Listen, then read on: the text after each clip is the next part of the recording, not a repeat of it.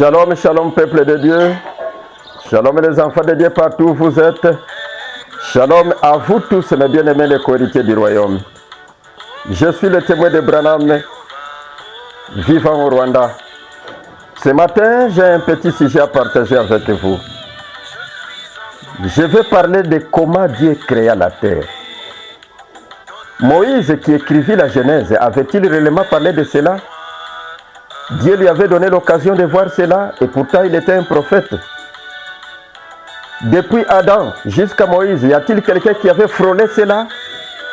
Enoch, qui était imminent prophète aussi, le 7e d'ailleurs, et qui est monté au ciel sans passer par la mort, avait-il parlé de cela? Vous allez dire, oh, nous n'avons pas ces écrits. Mais pourquoi Dieu n'a pas permis que ces écrits soient incorporés dans la Bible? Et Noé plutôt, qui a construit l'arche, avait-il parlé de cela? Jamais. Il n'y a que Moïse qui a tenté de parler de la Genèse. Je dis bien tenté de parler de la Genèse parce que Dieu ne lui a pas montré toute la Genèse. Et pourquoi Dieu ne lui a pas montré toute la Genèse? Parce que Dieu savait qu'au temps de la fin, c'est là qu'il lui révélerait ses mystères à travers le 7e ange. Quand le 7e ange sonnerait de la trompette, les mystères de Dieu s'accompliraient. C'est là que nous connaîtrons Dieu, qui est Dieu, sa nature, comment il vit, ainsi de suite. Tout cela, c'est-à-dire même la Genèse.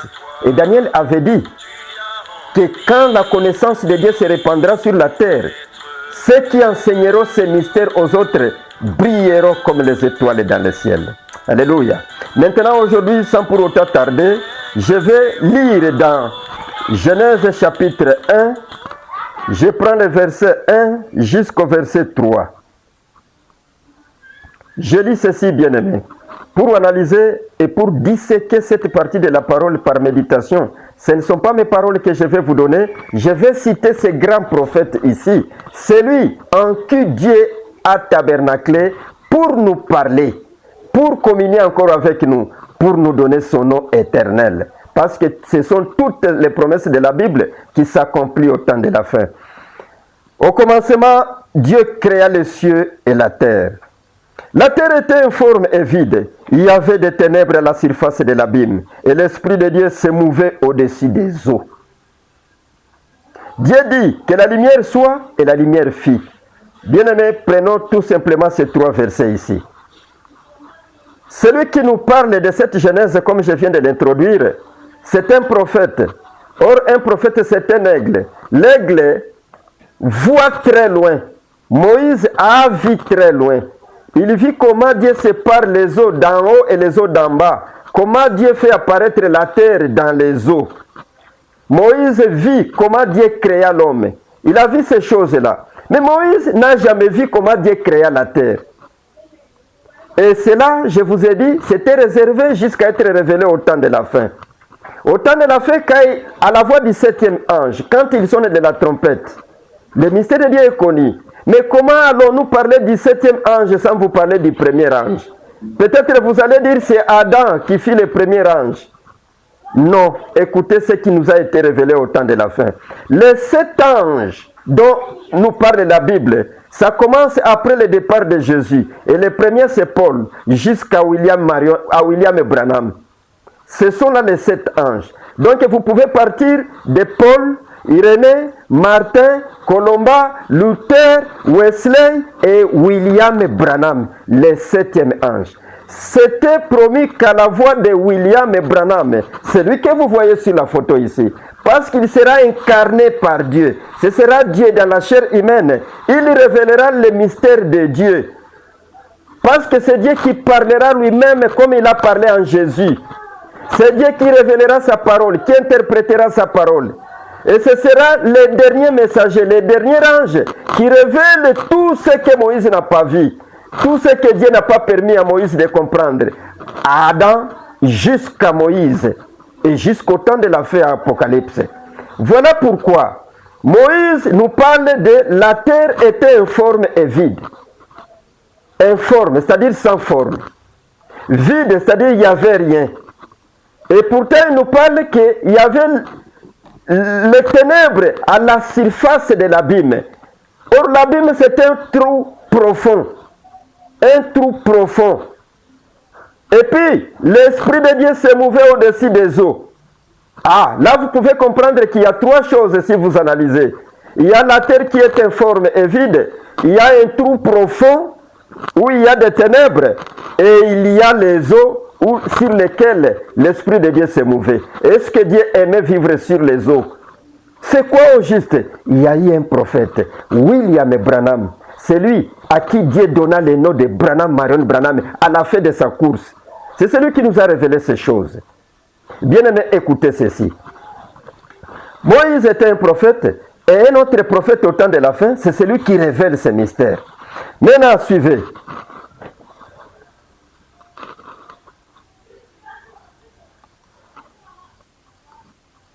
Maintenant, suivez, bien-aimés. À la voix du septième ange, le mystère de Dieu serait connu. D'abord, on devrait lire cela dans la Bible pour que tu aies l'assurance réellement que ce que le témoin d'Abraham dit, c'est la vérité. Écoutez, je lis Apocalypse. Apocalypse chapitre 10. Apocalypse chapitre 10, verset 7. Je pointe juste au verset 7. Vous allez lire du premier verset jusqu'au 7 et vous connaîtrez que c'est vers la fin des temps. Mais qu'au jour de la voix du septième ange, quand il sonnerait de la trompette, les mystères de Dieu s'accompliraient comme il avait annoncé à ses serviteurs les prophètes.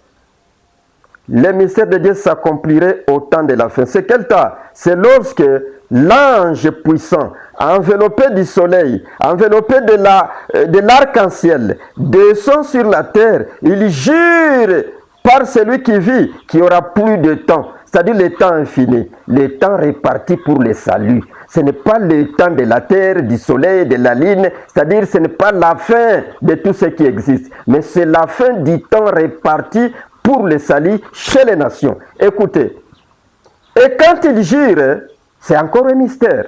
Et la voix du septième ange, c'est la voix qui révèle tout cela, qui révèle ce que Dieu avait préconisé pour le salut. Et ce septième ange-là révèle, il révèle toutes choses, les secrets de Dieu. Comment est Dieu? Comment s'était-il créé un corps? Ainsi de suite. Ce sont des choses que nous pourrons peut-être analyser. C'est Apocalypse 10, 1 jusqu'à 7, vous comprendrez. Maintenant, avec cet ange-là, le septième, lui qui était un grand aigle là, qui a vu plus que Moïse, qui a vu maintenant la vraie Genèse, qui a vu la parfaite Genèse, qu'est-ce qu'il nous dit? Écoutez, je vais le lire. Je cite ce que Dieu a dit dans cet homme ici. Je cite cet homme ici, Dieu, dans la chair humaine, bien-aimé. Remarquez même la colonne de feu qui montre que c'est le lieu d'habitation, le temple du millénium, l'église de Dieu, la Jérusalem, la nouvelle. Je lis la question et réponse sur la Genèse. Je prends le paragraphe 24, c'est sa prédication. Question et réponse sur la Genèse. Paragraphe 24. Bien-aimé, c'est sa prédication. La prédication de cet homme dont je témoigne les merveilles, ou de qui je témoigne les merveilles. Écoutez, je prends question et réponse sur la Genèse. Question et réponse, soyez patients, c'est pas long. Je vais lire ceci. Question et réponse sur la Genèse, prêché le 29 juillet 29 juillet 1953, avec précision. Écoutez, le paragraphe 24, bien-aimé. Il est dit quoi? Le paragraphe 24, le grand prophète qui a vu très loin, il dit ceci. Retournons en arrière 100 millions d'années avant qu'il y ait même une étoile, une ligne, ou quoi que ce soit dans le monde. Effectivement, à un moment donné, il n'y avait rien ici. Il n'y avait que le toujours et l'éternité, et tout cela, le toujours et l'éternité, c'était Dieu. Il était là au commencement. Voilà, Moïse, lui, voit comment Dieu sépare les eaux d'en haut et d'en bas, et la terre apparaît. Mais ici, retournons en arrière 100 millions d'années. Il n'y avait rien. Le toujours et l'éternité, et tout cela, c'était Dieu. Il était là. Je prends le paragraphe 27, je vais faire, ce n'est qu'une information que je vous donne. Vous allez étudier, lire, même écouter sa voix, ce grand prophète. C'est ce qui va beaucoup vous inspirer. Je prends le paragraphe 27. Bon, maintenant, remarquez, il n'y avait rien. Il n'y avait que l'espace. Quand ça, 100 millions d'années. Il n'y avait que de l'espace. Il n'y a pas de lumière, il n'y a pas d'obscurité, il n'y a rien, c'est comme s'il n'y a rien. Mais là se trouvait un grand être surnaturel, le Dieu Jéhovah, qui remplissait tout l'espace, de tout lieu, de tout temps. Il existait depuis toujours, depuis toujours. Il est le commencement de la création.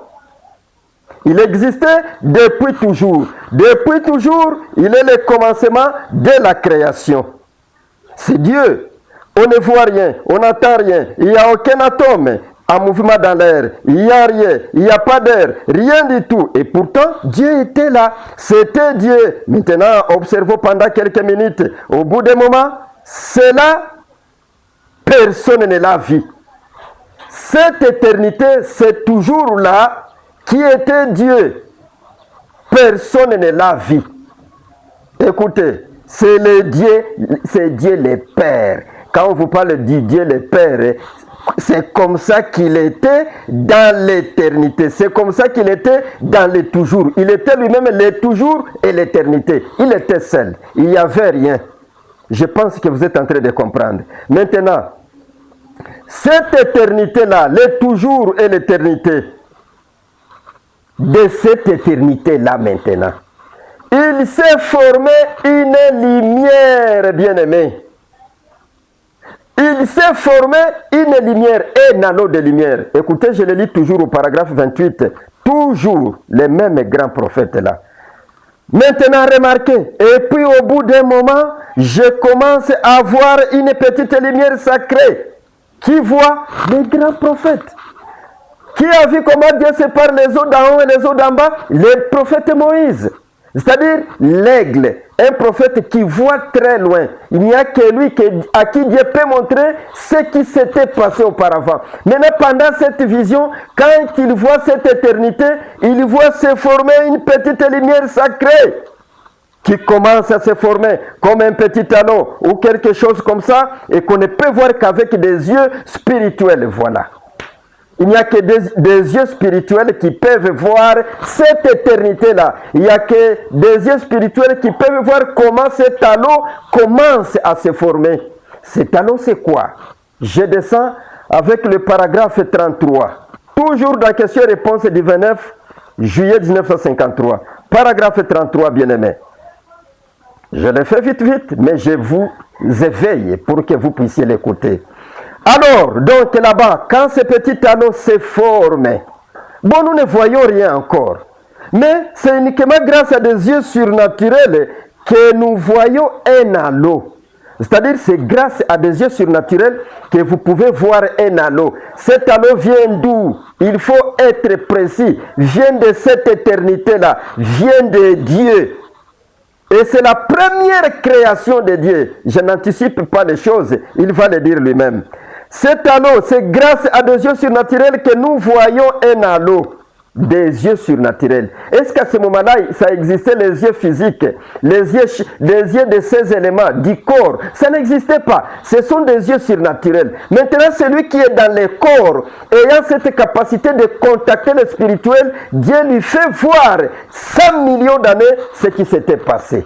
100 millions d'années. Et peut-être si vous creusez fortement, vous allez vous demander, maintenant avant les 100 millions d'années, puisqu'il y a les intellectuels qui pensent beaucoup, ils vont se demander maintenant les 100 millions d'années avant cela, qu'est-ce qui s'était passé? La parole dit, ce que Dieu vous a révélé, c'est ce qui vous appartient. Contentez-vous de cela. Et ce qu'il vous a caché, ça lui appartient. Mais ici, nous parlons de 100 millions d'années avant que Moïse n'apparaisse. Et Moïse n'a pas vu cela. Maintenant, ce n'est qu'un anneau. Ça, c'est le Fils de Dieu, le Logos. Cet anneau-là, c'est le Fils de Dieu, le Logos.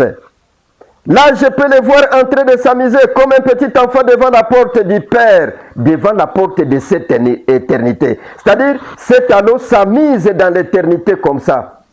cet anneau s'amise dans l'éternité comme le Fils de cette éternité, c'est-à-dire du Dieu Tout-Puissant, avec toute l'éternité. Et voilà que dans son imaginaire, il se met à penser à ce que les choses allaient être. Et je peux l'attendre dire que la lumière soit. Voilà un grand prophète. Voilà celui qui va très loin, plus que Moïse. Voilà ce grand prophète ici. 100 millions d'années, quand Dieu commença à créer l'univers, lui-même c'était une éternité. Les toujours, il n'y avait rien, on ne voit rien et personne ne peut le voir, personne ne pouvait le voir. Mais avec les yeux d'un prophète, il voit à 100 millions d'années ce que Dieu commence à faire. Une lumière qui apparaît. Et c'est dans ces lumières-là que Dieu commence à penser ce qu'il va faire. Ici, il dit, je peux l'attendre dire que la lumière soit. Qui parle ici? C'est cet anneau. Maintenant, cet anneau, c'est quoi? Au juste, c'est quoi? Et c'est ça Dieu? Attendez. Vous allez comprendre quelque chose. Je prends les paragraphes, je prends questions et réponses sur les Hébreux. C'est aussi sa prédication. Questions et réponses sur les Hébreux. Paragraphe 823 VG, c'est-à-dire Voice of God Recordings. 271, Shekinah, la publication de Shekinah. Écoutez ce que je vais lire ici. Écoutez, mon bien-aimé, le paragraphe 823 dit questions et réponses sur la Genèse, troisième partie. Qu'est-ce qu'il est dit? 823. Or, nous voulons savoir qu'est-ce que cette petite lumière-là, cet halo, c'est quoi? Est-ce que c'est ça Dieu? C'est quoi? Qu'est-ce qui se forme? On a dit que c'est le Fils de Dieu. Mais écoutez maintenant, ce Fils de Dieu, c'est qui? 823. Or, quand lui, le Logos, est sorti de Dieu, c'était Dieu qui venait de cette grande source unique et qui entrait dans un corps ayant la forme d'un homme. Et c'est ce qui a fait le Logos. Quand Dieu quitte cette éternité, il se condense, il forme une petite lumière là, un anneau. Et maintenant, cet esprit Dieu qui remplissait tout l'univers entre dans cette lumière. Cette lumière a quelle silhouette? À quelle forme? La forme humaine. Écoutez, je reprends.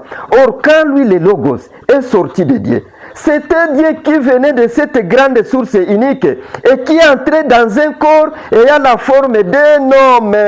Et c'est ce qu'a fait le Logos. Comme toi aussi, quand tu es entré dans la boue, c'est ce qu'a fait l'être vivant. Que nous appelons théophanie. C'est dans la théophanie maintenant qu'il commence à penser ce qu'il va faire. Dieu étant dans cette lumière, Dieu quittant cet univers-là, cette éternité, il entre dans la théophanie, c'est là qu'il commence à penser ce qu'il va faire. C'est là que le Seigneur dit, je peux l'attendre dire que la lumière soit. Attention ici, ce n'est pas la lumière soit de Moïse. Ce n'est pas que la lumière soit de Moïse. Parce que ici, la lumière est déjà créée. Nous allons voir cela. Suivez. Je vais vous donner une information tout simplement. Maintenant, 824. Maintenant, si vous considérez la théophanie, si vous voyez la théophanie comme ça, lorsque vous la regardez, c'est un homme. Maintenant que nous, 3 points de suspension. Or, c'est là que nous étions au commencement. Nous aussi au commencement, avant d'entrer dans la boue, dans la terre formée à l'image de l'homme, nous étions des théophanies, des esprits donc. Quand on vous parle des esprits, n'attendez pas un esprit mauvais. Nous étions des esprits saints. Parce que quand il était entré dans la théophanie, cette éternité, c'est là qu'il a commencé à penser à faire des choses. Et c'est là qu'il dit, faisons l'homme à notre image. Il forma l'homme à son image, à l'image théophanique. Cette image théophanique ressemble à l'homme. C'est là que nous étions aussi au commencement. Bon, vous ne pouvez pas le comprendre maintenant, mais c'est comme ça que vous étiez là-bas au commencement. Quand l'homme a fait, quand Dieu fait l'homme à son image, il a fait une théophanie. C'est-à-dire la première création de Dieu, l'homme est là. Quand il dit faisons l'homme à notre image, dans Genèse 1, là nous allons y arriver. C'était une théophanie semblable à la théophanie lui-même. Et il l'a seulement placé dans la chair. Il a placé cette théophanie de l'homme dans la chair. Maintenant, à sa ressemblance, dans Genèse 2, il y avait dans Genèse 1, 28, je crois. Non, que je commence un tout petit peu. Et il a fait la théophanie, quand il forma l'homme à son image. Et là, il a seulement placé l'homme dans la chair. Quand Dieu a fait l'homme à son image, à sa ressemblance, il l'a placé maintenant la deuxième fois dans la chair. Genèse 2. Quand vous lisez Genèse 2, c'est ce que vous verrez. Il y avait, ou dans Genèse 1, 28, je crois, il n'y avait pas encore d'homme pour cultiver le sol. Et Dieu avait fait mâle et femelle, c'est vrai. Pas d'homme pour cultiver le sol. Alors, vous voyez, Dieu créa l'homme après avoir créé la terre. C'est ça notre objectif. Comment Dieu créa la terre? Est-ce qu'on peut le faire dans 10 minutes, Seigneur? Notre objectif est de savoir comment Dieu créa la terre, parce que c'est ça ce qui nous préoccupe. Et nous voulons connaître cette Genèse, cette partie de Genèse qui est restée, qui n'a pas été montrée à Moïse, c'est-à-dire les commencements du commencement, 100 millions d'années avant que la terre, Moïse voit ce qu'il a vu. Maintenant, bien-aimés, je prends question et réponse sur la Genèse, encore là. Questions et réponses sur la Genèse du 29 juillet 1953. Je vais prendre le paragraphe 38. Nous continuons. Paragraphe 34 jusqu'à 35. Nous voulons élucider des choses ici pour comprendre la vraie Genèse, la révélation de la Genèse même de la Bible. À ce moment-là, quand il est déjà dans la lumière, dans la théophanie, Dieu quitte cette éternité, il entre dans la théophanie, c'est là qu'il commence à penser. Et le Seigneur dit, je peux l'attendre dire que la lumière soit. Quand il a dit que la lumière soit, à ce moment-là, un atome a éclaté, le soleil a commencé à exister. Voilà. Celui-ci a tournoyé pendant des centaines de millions d'années. Ce n'est pas un jour. L'atome a éclaté et le soleil a commencé à exister. Ce soleil commence à tournoyer pendant des millions d'années en format de fragments solides et en brillant, en prenant la forme qu'il a aujourd'hui. Cette forme que vous voyez, c'est parvenu après des 100 millions, après des millions et des millions d'années de tournoiement. Il brille toujours, il fusionne toujours des atomes. Si jamais on déclenchait une bombe atomique la réaction atomique en chaîne emporterait cette terre et serait comme le soleil là-bas. Elle ferait des explosions et éclaterait continuellement. Si on pouvait se tenir au loin dans un autre continent et là-bas regarder vers ce continent, la Terre, ça ressemblerait à un autre soleil alors que les atomes feraient brûler cette terre. Si jamais on déclenchait cette réaction en chaîne, que ça se mettait à tournoyer comme ça, ces grandes flammes ont une portée de millions et de millions de kilomètres. Ces milliards de degrés Fahrenheit de chaleur qui est mise par ce soleil. Si on déclenche une bombe atomique à cette terre aussi tournerait comme le soleil. Et maintenant, si vous vous écartez de cette terre, vous allez un peu loin, dans un autre continent par exemple. Vous verrez cette terre ici, ou une autre planète quoi. Vous verrez cette terre ici, en train de tournoyer aussi, et ça deviendrait comme le soleil. Parce que ça relâcherait aussi des atomes, ainsi de suite. Écoutez, ce n'est pas là la fin. Paragraphe 35.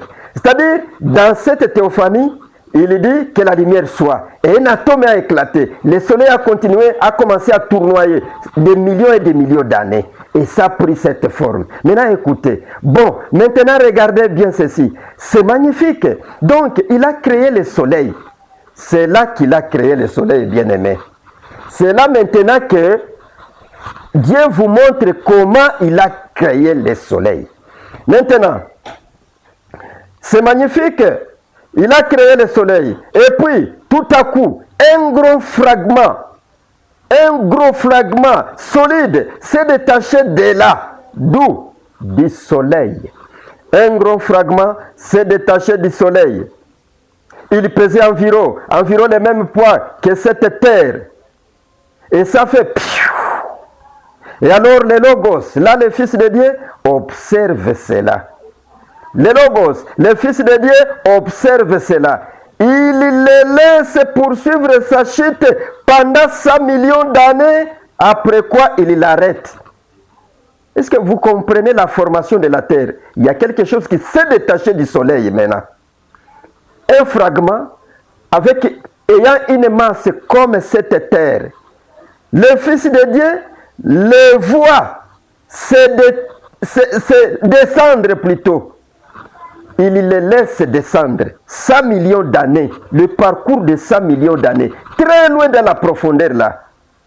Parce que c'était un vide, il n'y avait rien. Mais ici, c'est le début de la création de cette terre sur laquelle nous nous tenons. Écoutez. Après quoi, il l'arrête. Ensuite, un autre s'en est détaché.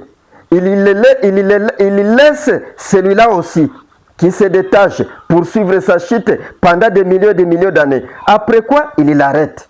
Maintenant, nous sommes là à regarder, alors que tout cela commence à exister. Vous voyez comment il regarde, comment il voit très loin, comment cela commence à exister. Qui? Le grand prophète. Ici, ce n'est plus Moïse, ce n'est même pas toi, ce n'est même pas ton pasteur. C'est l'aigle, Dieu lui-même qui parle dans une chair humaine. Voilà comment la terre a commencé.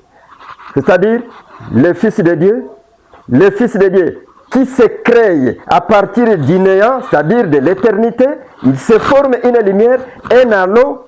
Dieu qui vient de l'éternité, qui a formé cet halo, vient entrer dans cet halo. Et cet halo a été appelé théophanie ou le logos. C'est dans le logos maintenant qu'il commence à penser ce qu'il va faire. C'est là qu'il dit que la lumière soit. Et quand la lumière fut, c'était quoi? Un atome a éclaté et il y a eu un fragment, quelque chose comme cela, qui a commencé à tournoyer, à fusionner les éléments, à fusionner les atomes. 100 millions d'années ou des millions d'années de tournoiement jusqu'à ce que ça prit cette forme, la forme du soleil que nous voyons aujourd'hui. Et Branham de continuer, il dit, il y a eu d'autres fragments qui se sont détachés. Ces fragments-là ont formé le système solaire. Parce qu'il n'y a pas que ce soleil que vous voyez. Il y a ce qu'on appelle le système solaire. C'est-à-dire des fragments sortaient à partir de cet éclatement-là pour former le système solaire. C'est pourquoi il vous dit, d'autres fragments s'étaient détachés et le Fils de Dieu les voyait descendre. Jusque-là, vous êtes en train de comprendre. Jusqu'à ce qu'une masse se détache, un fragment se détache du soleil et qui descend. Des millions d'années de descente. Le Fils de Dieu regarde comment ça descend. Il les laisse descendre. Et la suite, c'est quoi? Écoutez maintenant la suite. Écoutez la suite au paragraphe 38, mon bien-aimé. Je lis ceci. Toujours, question et réponse sur la Genèse du 29 juillet 1953.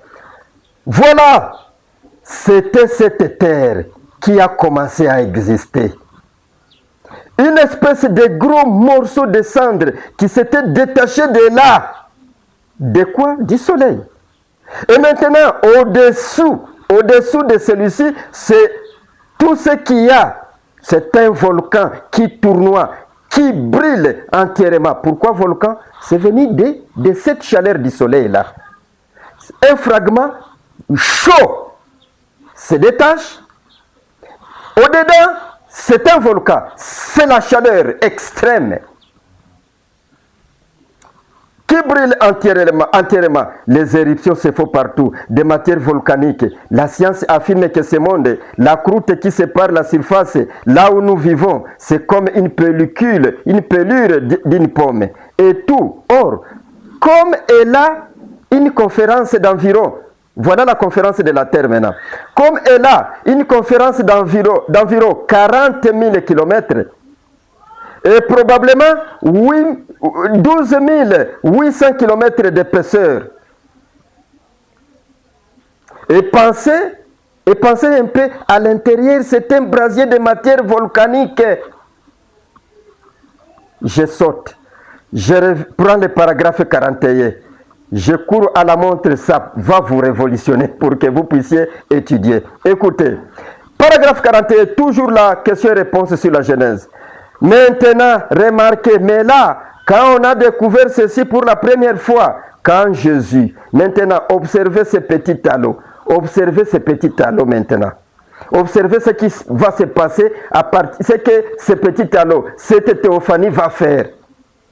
Alors je peux voir celui-ci se déplacer vers cette terre. La terre était allée où? Dans la profondeur, dans le fin fond, descendant pendant des millions d'années. Je peux le voir se déplacer vers cette terre. Il vient se placer au-dessus d'elle.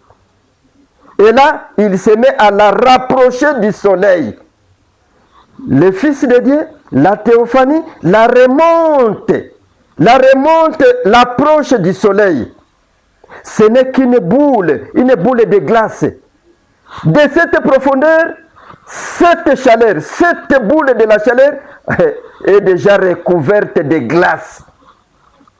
Et ce n'est qu'une grosse boule de glace.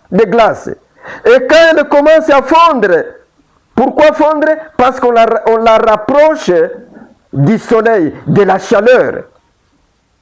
Alors, des grands glaciers commencent à se détacher dans les régions du nord.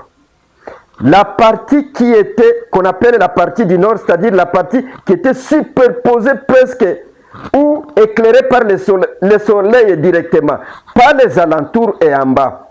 Les régions du nord commencent à se détacher, des glaces qui commencent à se détacher dans les régions du nord et à descendre.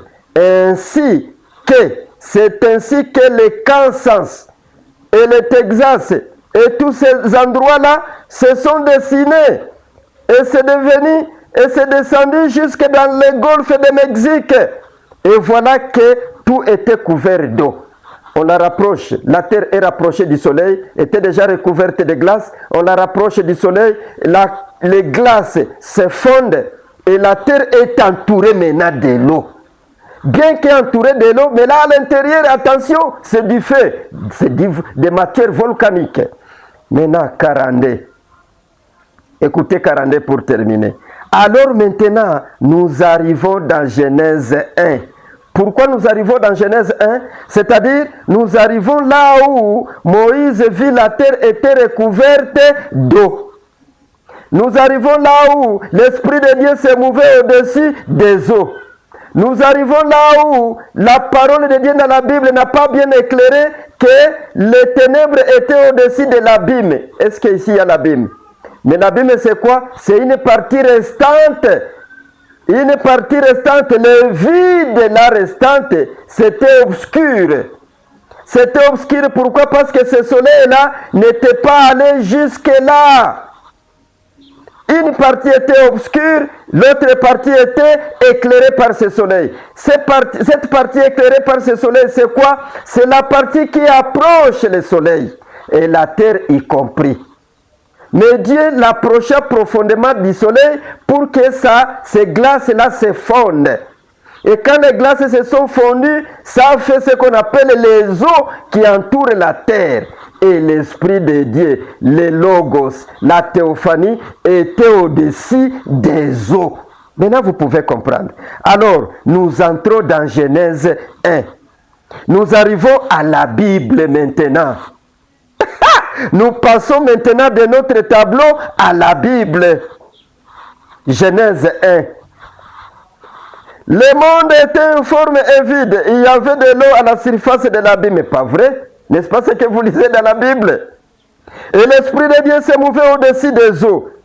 Il a séparé les eaux. Il a fait paraître les collines, les étendues de terre, ainsi de suite. Il a séché tout cela, la végétation et tout. Il a fait ces choses. Il a fait la ligne. Il a fait les bornes de la mer, de sorte qu'elle ne puisse en sortir. Est-ce que vous pouvez comprendre maintenant le début de la genèse de Moïse? Branham dit, maintenant, passons de notre tableau, passons de cette vision d'avant Moïse jusqu'à Moïse maintenant à la genèse. La terre était informe et vide. La terre était recouverte d'eau. Et l'autre partie où il y a l'abîme, la profondeur là, d'où vient cette terre, c'était obscur. l'obscurité de résider là-bas. Là où il y a le soleil, c'est là où il y avait la lumière. L'autre endroit, c'était obscur. Voilà pourquoi Dieu va séparer l'obscurité et la lumière dans Genèse 1. Est-ce que maintenant vous pouvez comprendre, bien-aimés? Je pense maintenant que vous pouvez comprendre. En définitive, c'est quoi? Dieu a montré à Moïse une partie. Il lui a montré comment il a commencé à sécher les eaux et à faire apparaître la terre, la terre sèche, les milieux visibles sur lesquels nous vivons. Et Branham vous dit, la première partie qui a commencé à fondre, c'est la partie qui était éclairée par le soleil directement comme ça. C'est la partie du nord. Et cette partie du nord-là, c'est à Kansas, Texas, le Mexique, ainsi de suite. Que vous le vouliez ou pas, c'est ça la vérité. Parce que ça même, tu ne connaissais pas. Maintenant, après, il a fait les autres choses comme cela. Maintenant, vous allez comprendre. Il y a quelque chose qui s'était détaché du soleil. Parce que c'est le soleil qui exista les premiers. Et de ce soleil-là, les fragments ont commencé à se détacher. Et les fils de Dieu, les logos, la théophanie, regardez comment ces choses descendent. Et ainsi, il va faire monter la terre. Et ou soit autre élément, c'est là qu'il a commencé à créer. Maintenant, quand il fait monter la terre de cet abîme-là, de cette obscurité, c'était déjà froid, couverte de glace. Il l'a fait monter en présence du soleil. Et c'est là que les glaces ont fondu. La terre était maintenant couverte d'eau. Vous allez vous demander pourquoi ces eaux-là ne descendaient pas, mais c'est la loi de Dieu. Dieu a donné la loi que ces eaux couvre toujours la terre.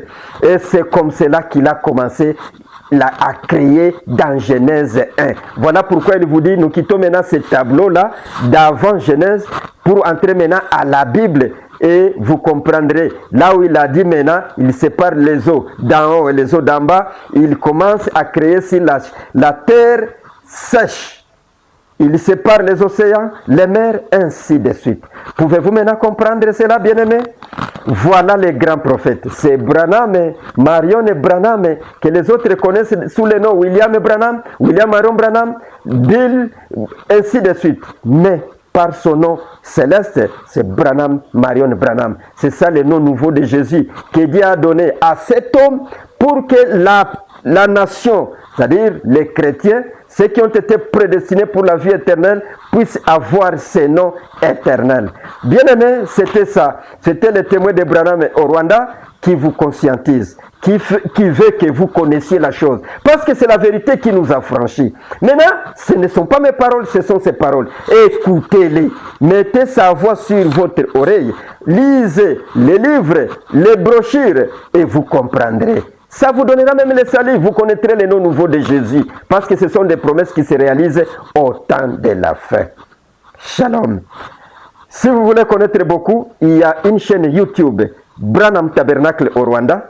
Il y a des enseignements que je dépose là. Et ça va vous aider. Shalom encore.